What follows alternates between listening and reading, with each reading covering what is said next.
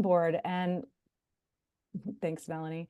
There's always a discussion board where we can gather and talk when we're not here in this community of practice space. And I posted an article today. It was great to see some folks engaging in conversation around it. So it's always there for you. And there's a resource library and a member directory, and it's just a great resource on the Food Systems Leadership Network website. As we've mentioned several times, we do have a little mini RFP that Miles and I have created to help harvest some of your interests for this group. And we appreciate your participation in it. Just takes a few seconds to fill it out. If there are some things that you'd like to talk about, we've got just a few more meetings. And August will be our very last one. So we encourage you to communicate with us in that way, or send us an email directly, or talk with us on the discussion board. But before we get started, we do want to ask a quick poll, or Melanie, if you want to maybe take the agreements down, and we can.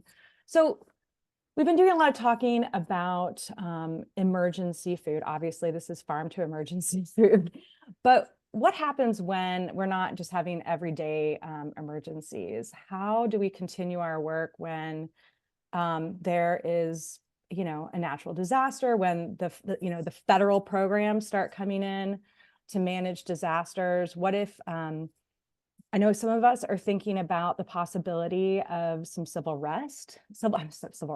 unrest potentially happening during the election year. So, we are wondering, for those of you who are here, what is your level of interest in having a conversation about how to use the LFPA models that we've been engaging in during an emergency situation? So is this something that you're interested in talking about? Your answers are just yes or no. We'd just like to gauge your interest in the topic. So take a few seconds to answer the poll for us, please. And we really appreciate it.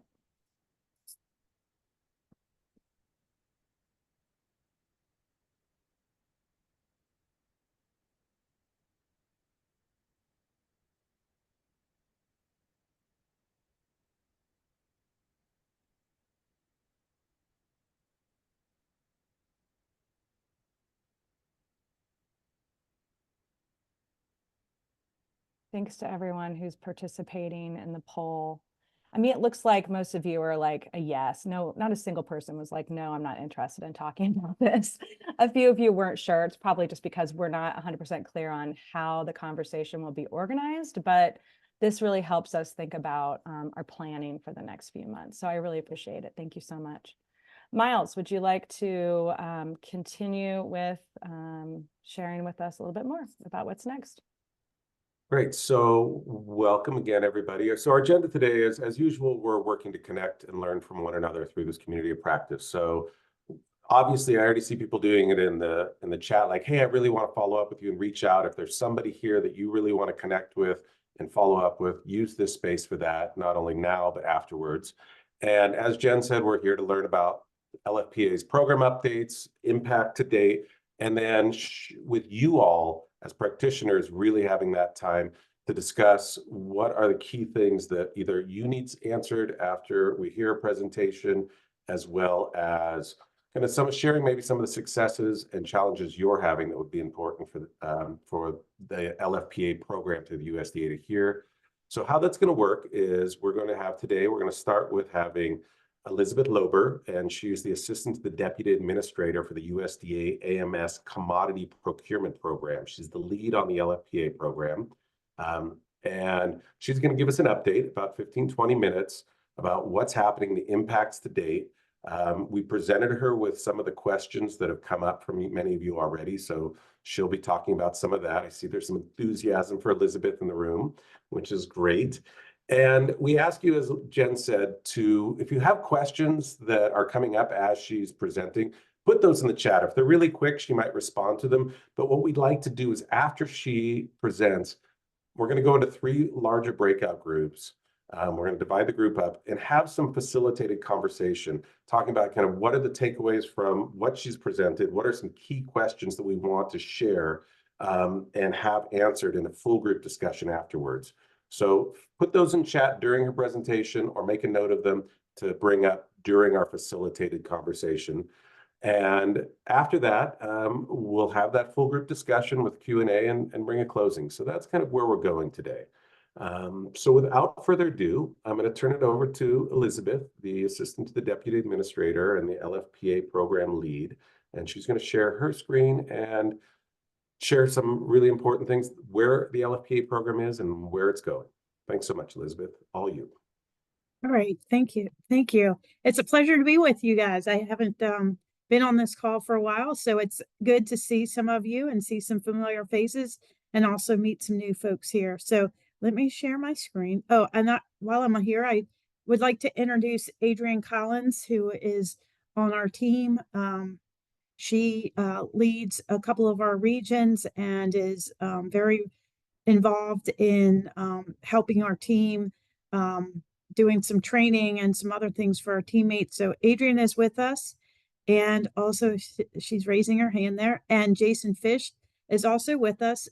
He's our newly hired branch chief, which we're very excited to get some new staff on our team. It's been somewhat of a I wouldn't say one person show, but it's just great to have some more leadership on the team. And we have also in the last week hired 3 additional specialists. So we are really looking forward to having some more help and to continuing with the high level of customer service that I think we provide the recipients. So with that, I am going to share my screen. I hope. Yeah.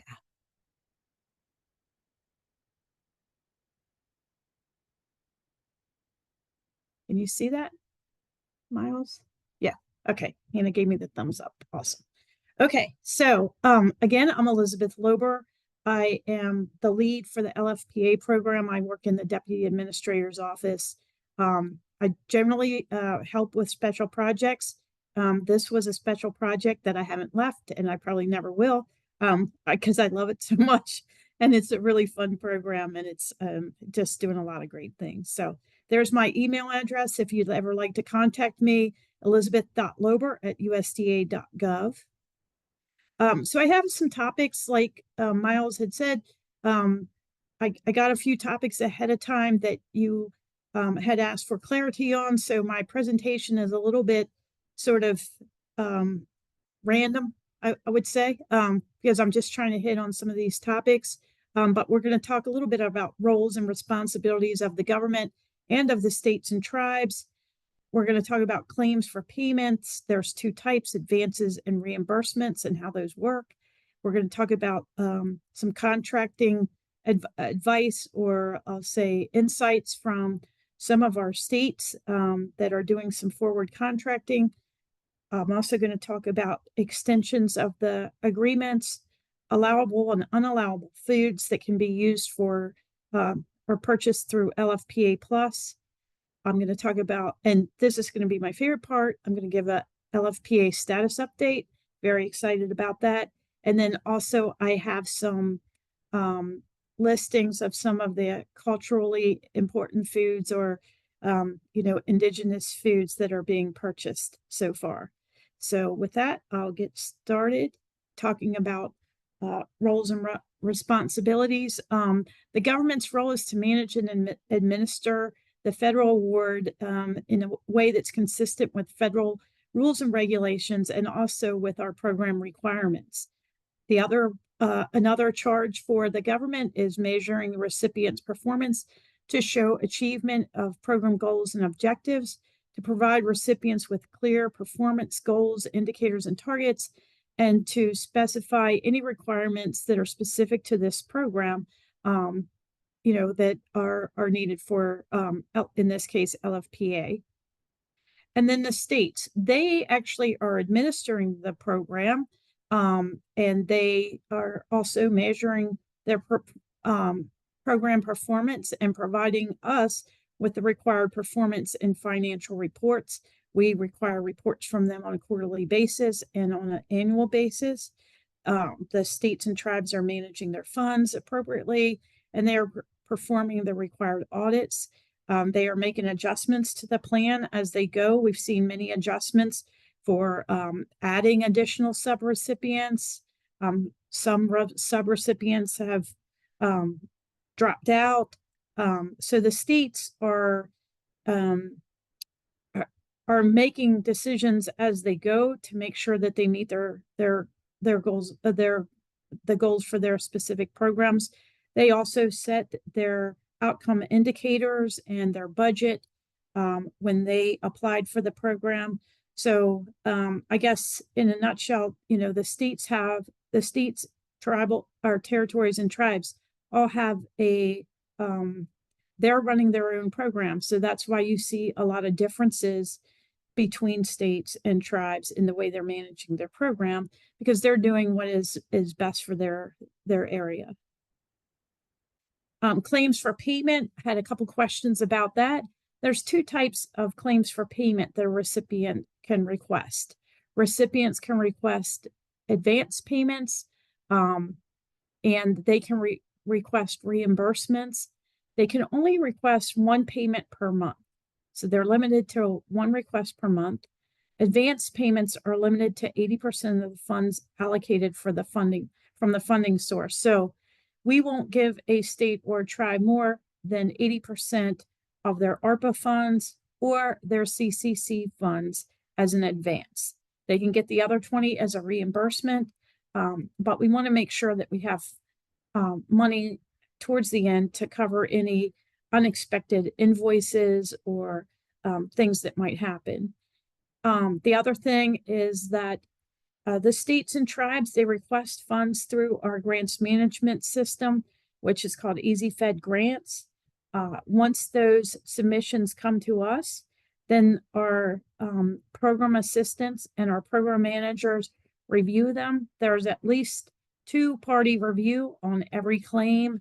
And in cases where the claims are larger, there's at least 3 of us that will review them. That review process can take up to a week from when it arrives with us. And then once we approve the claim, from the time it leaves Treasury and is deposited in the recipient's financial institution, it could take 2 to 3 additional days. Advance payments, I just put in here some of the regulation around where advance payments are documented. But I think what's really important to know is that advance payments are supposed to be provided as close as it is administratively feasible to a recipient's actual cash outlay. So for direct costs. So we will give up to 3 months worth of an advance payment to a state or tribe, but we would not go out any further than that because we want it to align with their cash outlays. And when they request an advance payment, they need to provide a justification to us and explanation of how they're going to use it and when they expect to spend the money. Let's see. And this slide is really talking about forward contracting. I know in some cases states are trying to pay producers or producer organizations in advance of the growing season so that there's some operating capital out there. We asked states and tribes for some of the strategies they have for doing that, and we got some answers back. We have not had any issues with states or vendors not being able to comply with their contracts, their forward contracts at this point, or at least no states have reported to us that they're having any issues with that, but they are taking steps to mitigate that. And the first one is if they would forward contract, in some cases, if the vendor did not have the product, they were able to allow for substitution of other products. So let's say one type of crop was devastated by a drought or something like that, they would let the the vendor substitute another crop. So that is one strategy. Another strategy we heard was to allow only a designated percentage of the total that's expected to go to that vendor to go in advance. One state reported 35% and one state reported 50%. So in other words, they would not give that vendor the full amount. Another thing that we heard was that rather than doing those kind of forward contracts with individual growers, they're doing them with organizations such as nonprofits that have multiple farmers in the group. So maybe a couple farmers fall short, but others could pick up the slack. So that's another way to mitigate the risk of forward contracting.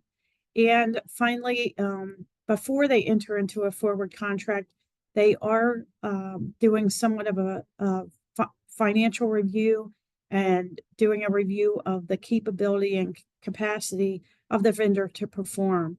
And so that is helping mitigate the risk involved in forward contracting. So I hope that's helpful to you. Another area for me to cover was extensions of agreements. So for those participants in the program, states and tribes that had in one of the original agreements, when they requested an amendment to add the LFPA plus funding, we were able to extend those agreements by 1 year. So they are now 3 years long. New LFPA plus agreements have been set up and they are for 2 years. We had quite a few new tribes that entered the program when we offered LFPA plus, and those are being set up as 2-year agreements. And then I just wanted to mention also local food for schools. Those agreements were originally 18 months long. In some cases, states have requested a one-time no-cost extension, and we have granted many of those for an additional year. So those LFS agreements in many cases are now 2.5 years long. One other thing I just wanted to mention, there was a kind of a question as to how a state would apply for an extension, and they would apply to us in writing. They would tell us what they've gotten done and what they plan on getting done and what the reason for their extension is.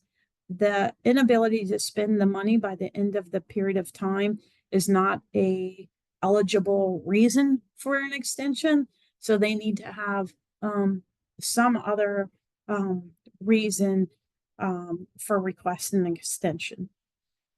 So the next topic I wanted to talk about briefly was LFPA plus funds, which is Commodity Credit Corporation money. So there are new agreements that are with the LFPA plus funds, and there are also amendments to existing agreements with LFPA plus funds. And those funds, or the Commodity Credit Corporation funds, can only be used on unprocessed or minimally processed foods. And so here I have pulled out the definition that we use. This is consistent with what F&S uses when they define minimally unprocessed or minimally processed foods. So I am just going to go ahead and read this to you because I think it's important.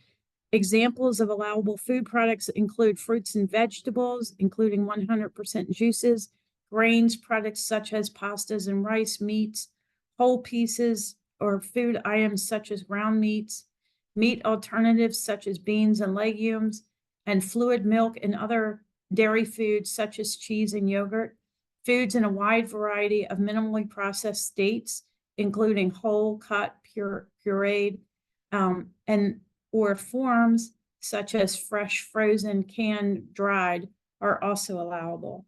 And for foods that would not be allowable or that are generally understood to be significantly processed or prepared are unallowable. Examples of unallowable products would include baked goods such as breads, muffins, crackers, prepackaged sandwiches or meats, other prepared and or pre-cooked items that come ready to eat or that require no further preparation other than heating.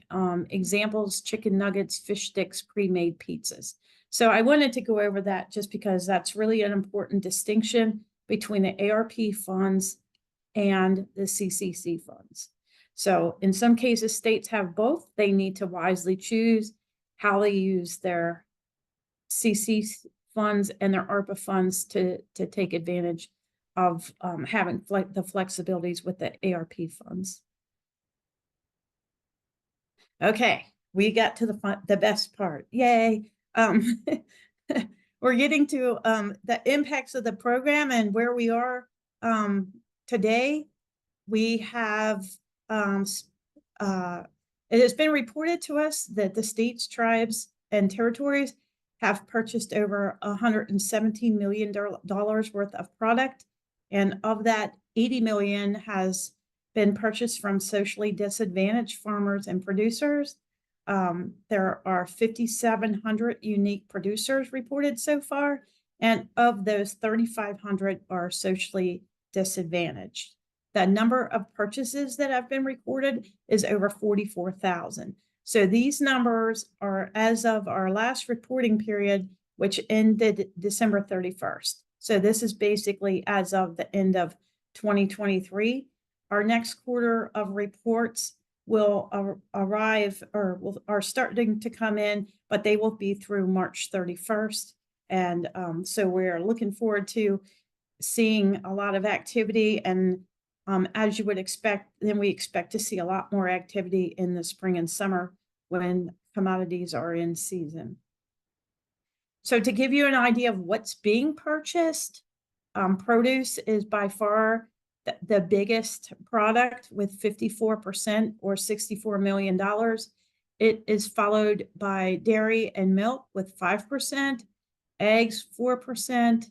Oh, sorry, I missed meat and poultry. Number 2, meat and poultry 24%, and then dairy and milk, eggs, and nuts and seeds. So while we're still at the early stages, this trend seems to be continuing and really has not changed much as we get more reports in. So that gives you an idea of what is being purchased. And this is where it's being purchased. So this map in the blue is identifies socially disadvantaged farmers and ranchers where purchases are occurring. And the orange is those that are not considered socially disadvantaged. And I also have the map of Alaska. It's a little hard for you to see, but there's purchases kind of all along this coastline and some up here in Fairbanks as well. So we're excited to see the location of the purchases, and it's really great to see that they are located all over the country and in Puerto Rico here too. So now let's just talk about distributions really quickly. LFPA has distributed a total of $97 million in product, of which 93.6 million is to underserved communities. The number of unique locations where the commodities are being distributed is 6,800 nationwide, and the number of distributions is 71,000. So they're busy out there doing a lot of distributions. So I think that's really exciting to see at this stage of the game. And I just wanted to mention some of the really neat things, some of the indigenous foods that tribes have been able to purchase or that have planned to purchase. This is by no means inclusive, but this is some that were kind of on the tip of the tongue for some of our specialists when asked. And we have salmon, bison, roe on kelp, venison meat, beef, seal meat, elk meat, shrimp, crabs, scallops, herring eggs, and then corn, eggplant, chokeberries, bear root, tea, joan berries. I'm not going to try to say that. UGU is a fluted pumpkin, bitter leaf, leaves, and water leaves are just a few that we've heard about from tribes. And I've included in this deck some quotes from the states and tribes, some, discussion about what they're purchasing. Alaska has reported purchasing 960 pounds of Bristol Bay salmon. The fish was sourced from a small processor who hires local families and local fishermen. The work of local families supporting other local families is the foundation of our resilient local food systems. The salmon was delivered to the Food Bank of Alaska for distribution. The Food Bank of Alaska determined the delivery of fish is an essential commodity, or is essential commodities for those who are facing ongoing crashed salmon runs. So that's something we heard from the state of Alaska. And then the Tingit and Haida tribe, also in Alaska, is purchasing roe on kelp. They're talking about how great it is because it not only employs tribal citizens and vessel owners, but it employs tribal citizens within the program and temporary hires to assist with the packaging and storage of the harvest. And thus far, they've purchased over 17,000 pounds of roe on kelp, which has been distributed to their tribal citizens. Some other reports from the state of Oregon, they talk about the purchase of salmon and the importance of that for a tribe in their area. And so they also are highly involved in purchasing seafood. And then insights from states, we've heard about halal goats and sheep, African grains that have been grown and distributed to African communities, African eggplants, various producers with halal in Vermont. So we're hearing a lot of really neat stories of things that are we're able through this program to provide culturally relevant products that you would never normally see in the food banks. I know in Maryland also they are growing some peppers and some other vegetables that are being used or distributed into a Jamaican community. So it's really allowing for government purchase of some of those really localized and important traditional foods. So with that, I am at the end of my slideshow, and I am going to stop sharing if I figure out how. Great. Thanks so much, Elizabeth. I know I was already taking notes. You've kind of answered a lot of key questions. The advance payments part was really interesting and exciting because everybody's like, how do we work the advance payments? And thank you, Adrian, for responding in the chat. If you had put a question in the chat, Adrian was kind of there hitting you with a lot of information. And if that didn't get answered, we will get around to that when we come back as a full group. So really informative and great to see the successes the program's having and what's up and coming. So what I'd like to do is we're going to you're going to be assigned to one of 3 kind of random breakout groups. And the intention is, since there's 90 of us on here, we want to kind of cull the key takeaways and the key questions in a smaller setting to then bring back to the full group. So some of you might not feel like, there's 90 people, I don't want to speak up. Maybe if there's 25 of you, you might speak up a little more. So we're going to spend about 15 minutes in breakouts. There'll be a facilitator, myself, Andrew and Melanie from the Wallace Center will be there. If for any reason that's not working for you, drop out of the breakout group and Jen will remain in the main room and can either reassign you and you can have the discussion there. We'll be taking some notes, and then we're going to come back as a full group to discuss your kind of insights and questions from what was shared by Elizabeth and get some more responses from LFPA and USDA. So without further ado, Melanie, you want to drop us into those three groups, and our facilitators, you'll have your own note sheet to name. We'll be taking notes about everything you say. See you there.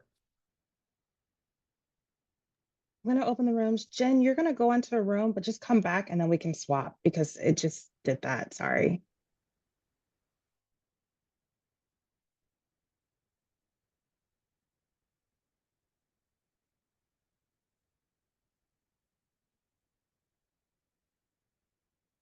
Is everybody, do y'all see? Did it send you into rooms? No, it didn't.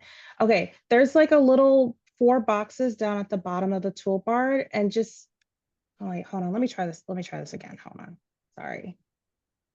This is Andrew. I don't know. Maybe why didn't that work? Andrew, can you help me out?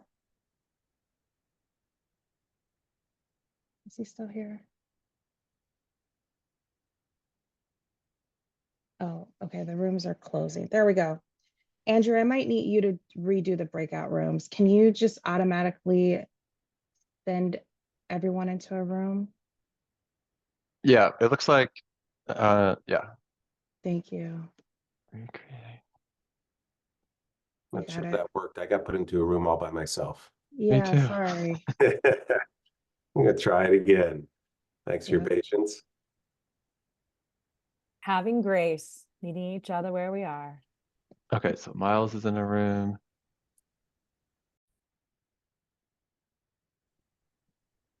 We were having a great conversation and Adrian got cut off there at the end. Maybe you can pop your response in the chat, Adrian. That would be great. Thank you.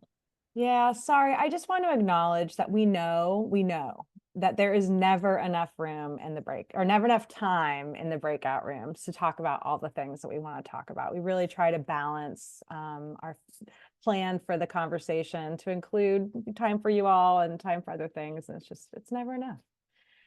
All right, well, welcome back, everyone. And I mean, Melanie, why don't you kick us off? So, were there any sort of, hot topics, any themes in your group, any, big questions that came from your conversation?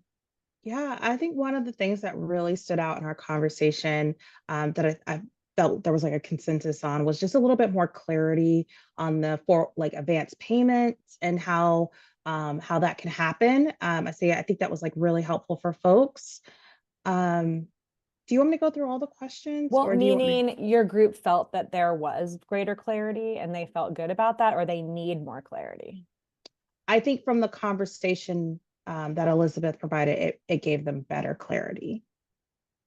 Yeah, let me just add one thing I meant to say, and that is also that some states are prohibited from being able to make advance payments because of some legislation they have or an administrative process that they have chosen as a state for any contracting that they do or any grant or cooperative agreement they have, that they do not request advances. And we see that a lot with tribes too. It's just their policy not to request advance payments and only to do reimbursement. So while that vehicle is available nationally, it's not available for every state. It depends what their state policies are. So I just wanted to mention that too. Thank you, Elizabeth. And to answer your question, Melanie, in terms of should I share all the questions? I think first we'll just go around and just kind of talk about, were there any kind of big themes? And then we'll go to your kind of top 2 questions. And if we have time for more questions, to address more questions, that we will. So Miles, would you like to share from your group? I think one of the things that just seeing those stats and the data set so far, people were just excited to see this values-based procurement is working. I mean, it's not a price cap on specific items. There's not pressure on how much needs to be purchased from a particular producer. It's just dollars amount, and people are really being able to utilize the funds with those intentions, and the data is starting to show it. So people are happy to see those numbers, that it's that values-based procurement is really working. and getting the clarification on minimally processed foods, because it had been clear with produce, but it's helpful to kind of see those additional items. And there was some noticing happening that in the numbers that there was a really high amount of funds going to purchasing fruits and vegetables. Kind of that led to a question of like, what's driving that? Is that because it's the easiest on the supply side to do that that's making it, or is the demand side driving that by consumers? So it's just kind of a question to think about, like, where does the attention need to be paid? Are things working the way we want them to work on demand or on supply, and why those numbers are so high? Or is it infrastructure issues around there? Elizabeth, do you want to take a moment? Do you all have an answer to that, or No, no, we don't.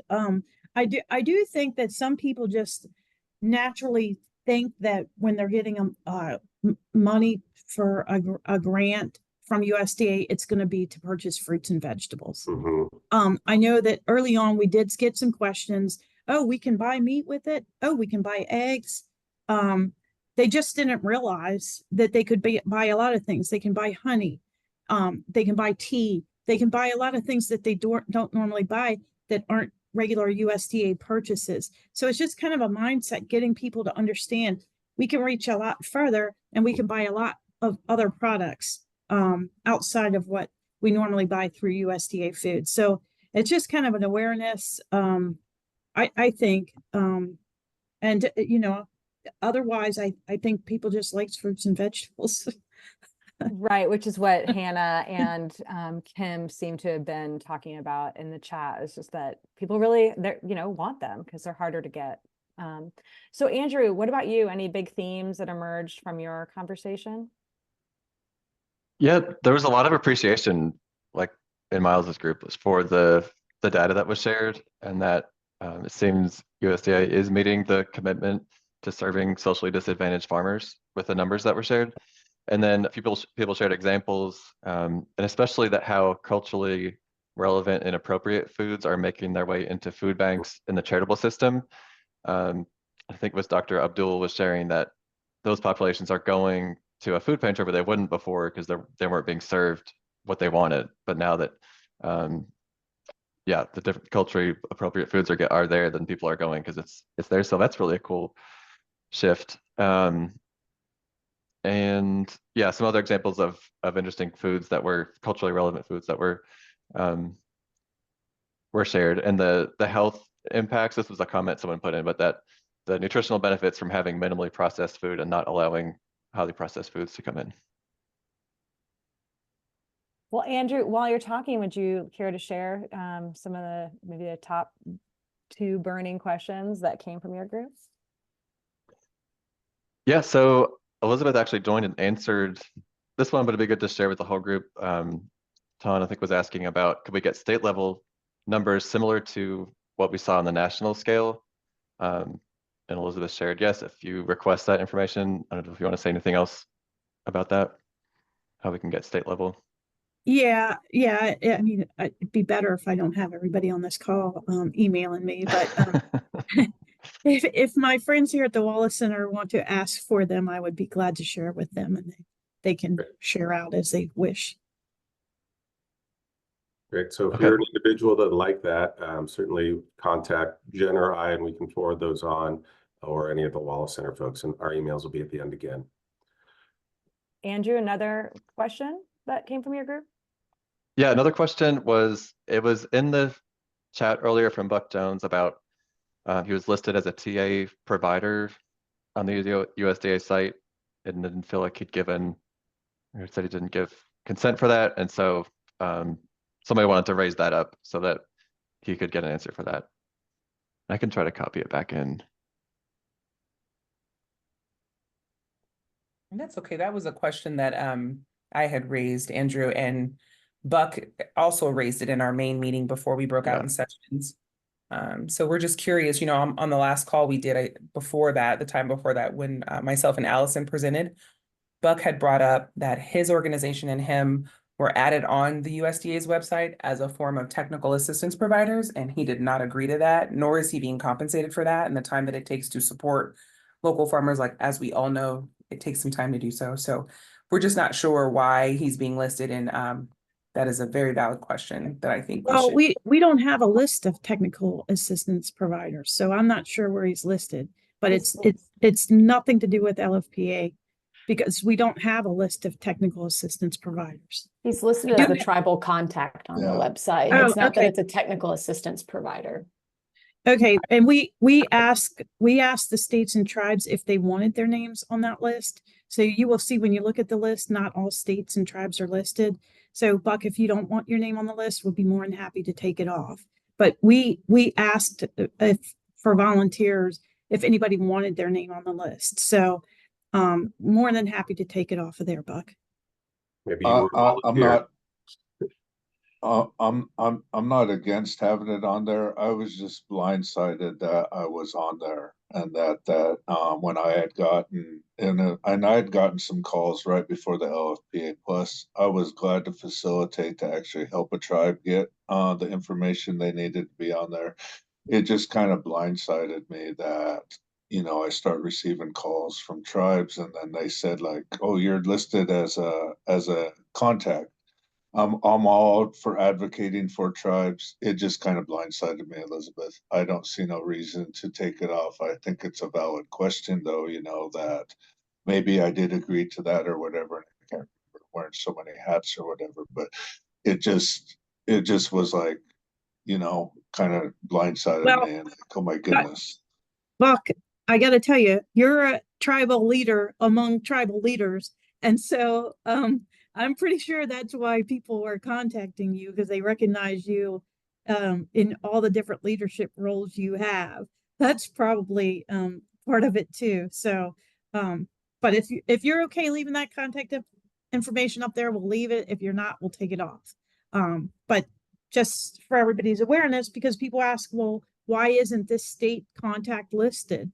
It's because they didn't offer to be listed. We didn't put people there that didn't want to be there because we recognized they could get inundated with calls. And what we'd rather do is when we get a question, let's say I'm in West Virginia, let's say West Virginia, somebody asks a question, what we would do is send that email to the state and let them decide how they want to handle it. We would not give the West Virginia contact name to that person. So that's how we handle those. So just to give you, what's behind that contact list. Thanks, Elizabeth. Melanie, would you like to share some of the burning questions that came from your group? Yeah, we actually had Adrienne in our group, and they helped answer a lot of our questions. But one of the questions that we had, which was also in the group chat, was around if there was a product that was not listed in your original agreement, if you needed to make an amendment to your agreement or not.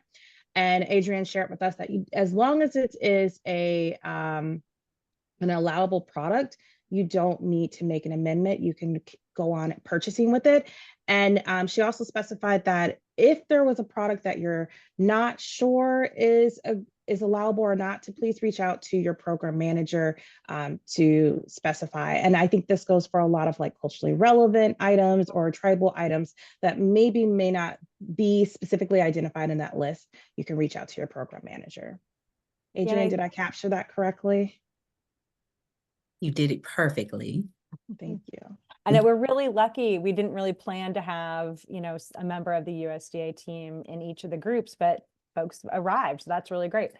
When we did have a question in the chat about whether palm oil is allowable. It would depend if there's other ingredients involved in it. If it's just the single ingredient of palm being smashed and made into oil, then it would be fine. But if there's other ingredients included in that, then it wouldn't. Thank you. Anything else from your group, Melanie? I think there's some clarification around bread and tortillas. And the response that we got was that it just depends on if you're using the ARPA funding or the CCC funding. So again, reaching out to your program manager for clarification if you have questions. And maybe as a follow-up to that, one of the questions is, why is there distinctions between the food purchase types between the LFPA and the LFPA Plus? What Was that Yeah, just? it has to do with the regulations around using Commodity Credit Corporation funds. So it's not specific to our program. It also exists with our regular USDA purchases. Anytime that we're using the Commodity Corporation funds, they can only be used for unprocessed or minimally processed foods. So it's not specific, that requirement is a requirement for all of our purchases.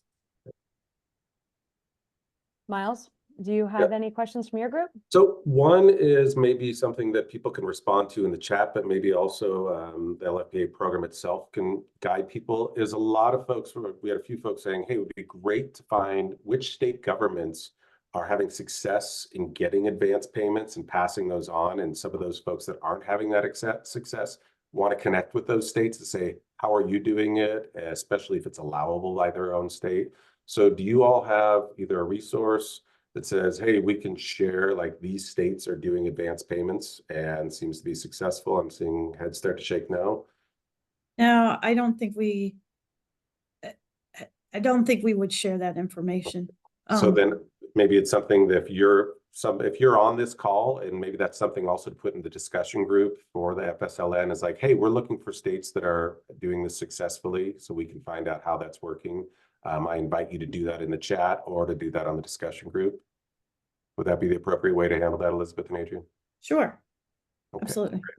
And then another question that came up in different capacities was the potential temporary nature of the funding for this program. So, there's like, what is the ability, like some folks are looking at tying in the RFSI program around infrastructure, because infrastructure is a big need for a lot of this, especially around cold storage, to be able to ramp up the purchasing.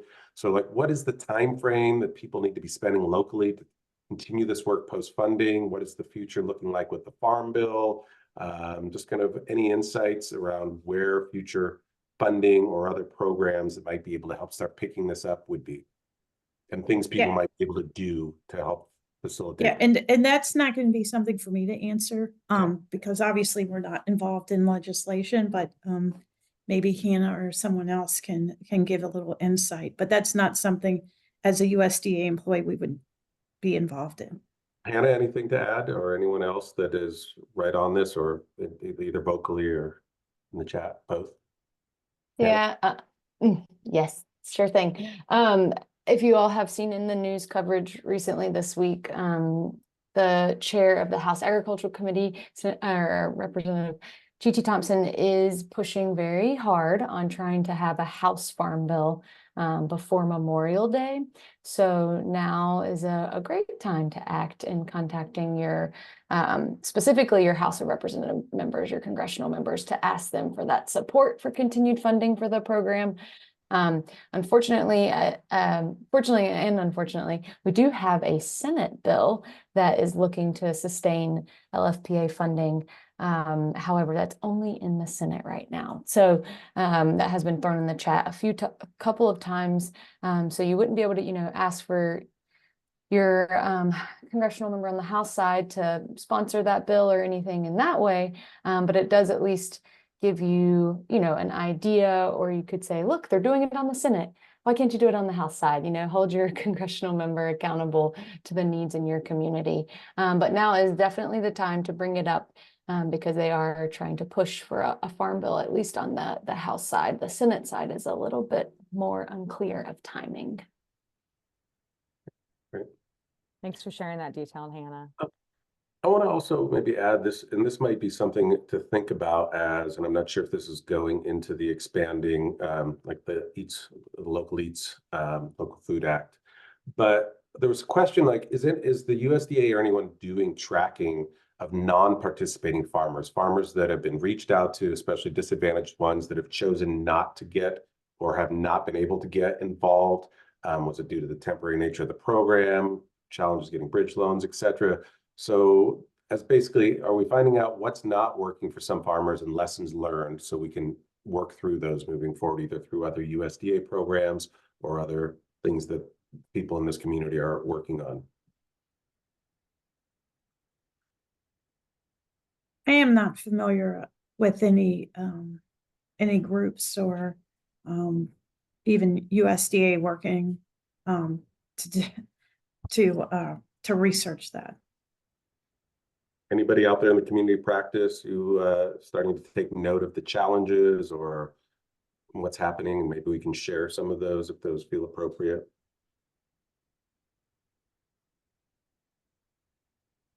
Well, that might be a good discussion group topic for sure.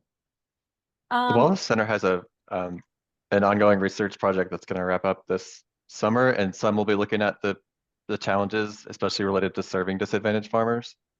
And we'll be doing some surveys and focus groups in May and June, I believe. And so that's something that we can share, and we'll probably share opportunities for this group to give your input on what you're learning around that. Thank you to the Wallace Center. Well, what about some stories from your group? Was there an opportunity for anyone in your groups, Melanie, Andrew, or Miles, to share like a success story or something that was really working that they would love to share with Elizabeth? Miles? We didn't get fully to that. I'm just looking back at the others, and maybe I'll look to my group. I don't have anything that jumps out at the moment. So Eva raised her hand. Go ahead. Hi, everybody. Hi, Elizabeth. Thank you so much for being here. I love your program. It's such a great program. Rhode Island loves you.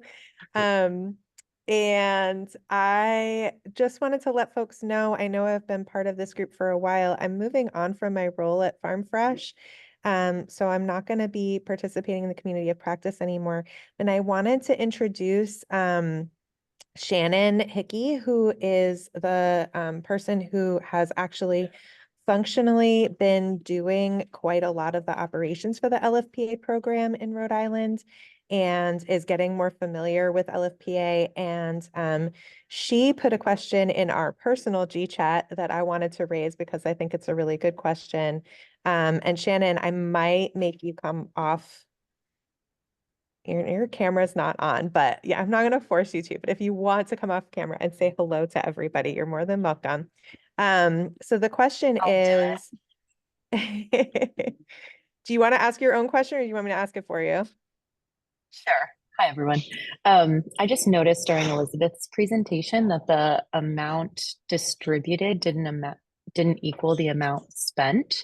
I was just curious what caused that. It's probably a lag in reporting. Yeah, they may have purchased the food, but have not distributed it yet. Totally get it. So, and there, I mean, we expect there to be some also drop off for maybe waste or, food that didn't make it to the distribution channels. But it's probably mostly a lag in timing. Well, and Shannon we've been doing a lot of like data gathering and figuring out reporting and stuff like that. And we're very lucky with our state agency. They're give us a lot of information, really help us do that. And Shannon's been working on the forward contracts with all of our farmers. And so she sets those up. And so we've been trying to figure out our system for making sure that we're tracking across quarters, even though we're doing quarterly reporting, to make sure that our purchasing and our distribution amounts are always matching up, even though they're not matching up within the same quarter. And so it was really cool to see the presentation last month with all the data tracking and all of the tools. And I want to appreciate Elizabeth and your team for making those reporting tools actually pretty simple and straightforward and easy to use. And I think it's nice for our team to have that structure to be able to fit our process into. So it's not the most exciting success, but we do like a good spreadsheet over here. I think a lot of people are enjoying some spreadsheet conversation in this group for sure. Buck, I will get you in just 1 second. I just wanted to share, Kim Worth shared a success story in the chat. Just want to draw attention to it. They were able to buy 300 whole chickens for the holidays from a local regenerative farming operation. It made the day of many of our Ecuadorian and Honduran recipients. So that's really cool. Buck, what would you like to share? I shared in my group that I appreciate the transparency and the willingness to from this group, Elizabeth and Adriana, Sarah previously. I know sometimes in our office hours, I probably thought, oh, they probably thought, oh, here comes Buck again or whatever.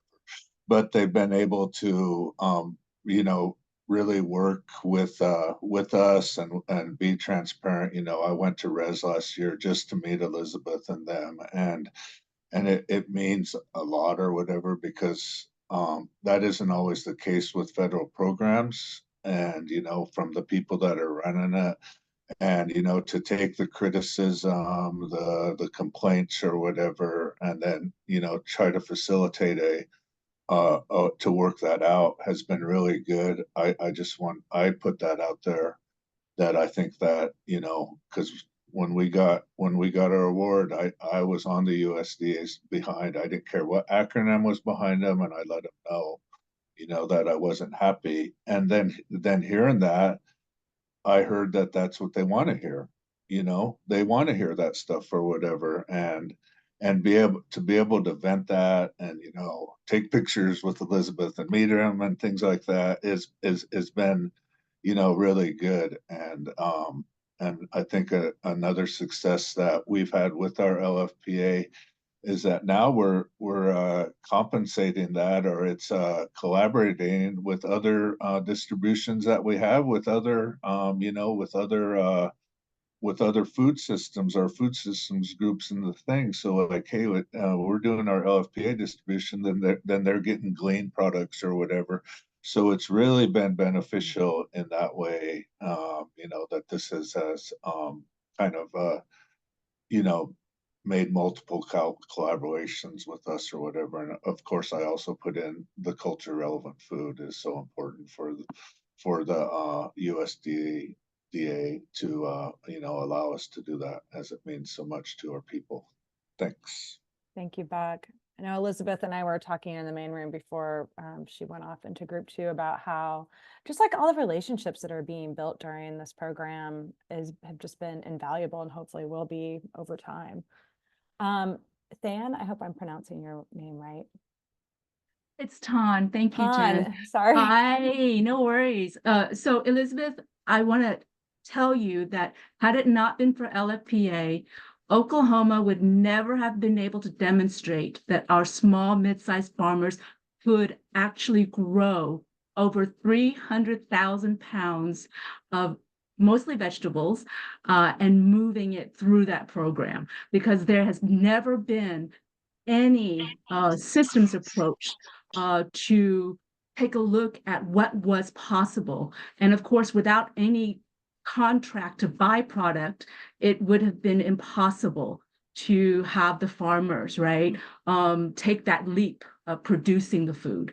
So again, this opportunity has been such a big building block for us, because now we have tangible numbers that we can move forward with, an example of a program that has worked.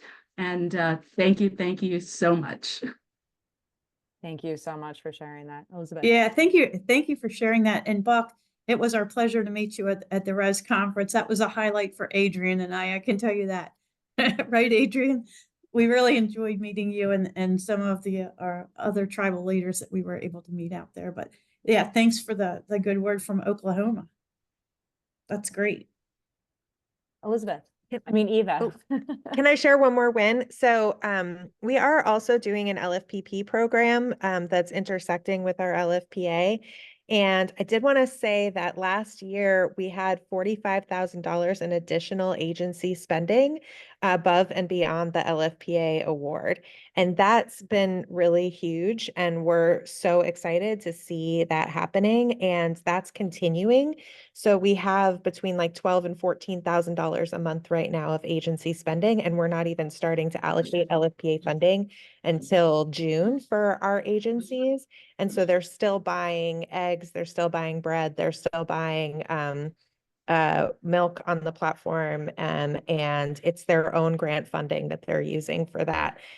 So that's really cool to think in terms of sustainability and how it's opening up the options for local purchasing from hunger relief and building that market independently of the funds. I want the funds to continue. I'm not saying that we shouldn't keep doing it, but it is cool to see that. Thanks, Eva. Sheila, so your hand is up. We have time also probably for one more after this. If you're out there and you have a something you'd really love to share with Elizabeth, we'd love to hear from you.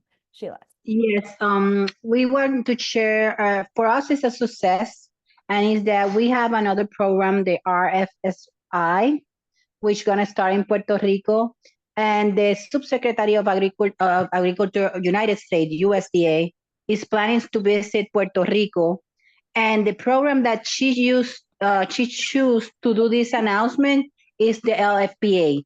So she will be visiting farmers, our distribution centers, and on our process to do the announcement of the other program. So it will be exciting. She was supposed to come on the 5th, but because the bridge situation is suspended to the 9th, and they're going to push that visit to May. So we will keep you guys posted, but she's going to come to visit our program directly, the LFPA in Puerto Rico. Nice, good. That's exciting. And Angelise will hopefully be there too. I assume that yes, she never say no. Gracias, Sheila. Anyone else who has a success story or, you know, another question maybe that hasn't been addressed that you'd like to ask Elizabeth? We have time for a few more. Can I just bring up one that we brought up in our breakout group that wasn't discussed yet? That seems like it's over here in the chat happening too, but you know, we're here in Minnesota, there's someone else in New Mexico, and the idea would be, it'd be so great if there was a socially disadvantaged farmer in a different area that's already part of someone else's grant that we could source from, if we could deal with that transportation piece in order to get some foods, for example, citrus, I can't do here in Minnesota. But I'd love to source from a smaller socially disadvantaged citrus farmer in Florida or California and bring that up here and to get some limes or some bitter oranges that are missing from the tables and the mouths of the people I'm serving. So I'd just be curious if that's something that's being discussed for, I know this is a one-time thing, but what are those areas of opportunity to work beyond state lines to get items that wouldn't be available? Well, I got to tell you that this program is 100% local. So while there's maybe some disadvantages to that, there's a lot of advantages to requiring 100% local. So the product has to be produced within the state or tribal territory or within 400 miles of the distribution location. So that's going to limit you in what you can get. But while, you know, that leaves you out of the citrus market, it does really, we hear so much about how it's benefiting the local farmers and, you know, they're being able to provide to their local neighbor. So that's, you know, something you definitely want to keep in mind there. Okay, let's hear from Lindsay, and then Hannah's got a question after that. Yes, so I'm Lindsay Crumby, and I also am under the weather, so I sound very nasally. But I run the LFPA program for the state of Kentucky, and I did drop it in the chat, but something to the effect of the question about mismatching the value of food purchased versus what was distributed. In Kentucky, ours is very different most of the time because one of our 3 tracks is frozen meals. So whenever ours are processed, they aren't immediately distributed all the time. Sometimes they're held at the organization or food bank processing facility. And then that way, agencies can't claim them at thousands of quantities at a time, but rather we're able to kind of schedule out how many agencies are pulling it to make sure that most people get access to the meals. But overall, we've and then 2, what happens is we've moved from individual to family as well. So now that gap has gotten even larger. And as an administrative person for it, it's hard for me to look at the numbers and say, why are these so far off? But it's fine. It's just, it hasn't come out the door yet. Makes sense. Hannah, you had a question, unless Elizabeth, would you like to say anything in response to what Lindsay said? Okay. I was just curious, Kim, I really liked that point. I wonder maybe there's an effort for long-term programming, maybe that has to happen outside of USDA, of essentially though creating directories of all these growers for this cross purchasing across state lines, like you're saying, and particularly if you're thinking about, you know, trying to advocate to get some of these growers as they scale into some of these larger distributors that are serving, you know, multiple states or multiple school systems, that, yeah, we should be shouting and singing the praises of these growers that really stepped up for this and finding other market avenues for them. Yeah, and Lindsay, I see your hand is up, but if you could please just put your comment or question in the chat, that would be helpful because we need to wrap up. Unfortunately, again, there's never enough time. I do know, Hannah, that there's a lot of, I'm sure you know, there's a ton of mapping that's happening as a result of this program. And so, I mean, the hope is that, and I'm seeing a lot of nodding heads, that maybe there'll be some collaborative mapping that also happens from the statewide mapping that I think is going on in a lot of places. So who knows? The future is hopefully bright. Miles, would you like to close it out for us? Great. Well, I want to really extend and echo what Buck was saying, the appreciation for both Adrian and Elizabeth, your transparency, your being here, your willingness to respond to everybody. So thank you for your time today and your forthrightness. And for those, once again, we've received, like April, I want to thank April recently from Wisconsin, reached out, said, hey, we have some exciting things we're doing in Wisconsin. We want to share it with this group. So we're going to have a conversation to see. A lot of you have reached out with either topics that you want information more on in this community of practice, or things that you are doing that you feel like we have something to share. So please reach out to Jen and I with that. We're about halfway through our community of practices for this year. They're only going to go through September, I believe, of this year. Is that correct? And so our next one will be on May 9th, followed by June 13th. Reach out to us if you have topics. We have a list of things we're putting together right now and trying to bring people together. But if you've got some burning issue, please share it with us and keep in touch with each other. You don't need the Wallace Center to facilitate it all, but there's a discussion board you can use. So use that. And last word, Jen, I see you're ready. One last thing. Well, I just want to say that Avi Bauer posted their map in Washington. Thank you so much. Melanie posted about the racial affinity spaces that are happening. Those have been, I know, really helpful for a lot of folks. And we are thinking about having a conversation about cash flow. So if any of you, I know it's a hot topic, so if anyone's got some interesting systems that they've built to help navigate that, reach out to us. I just put my email in the chat. It's Jen at Kitchen Table Consulting, or you can reach out to Miles at Kitchen Table Consulting as well. Thank you so much, everyone. Have a beautiful day, and thanks for everything you're doing out there.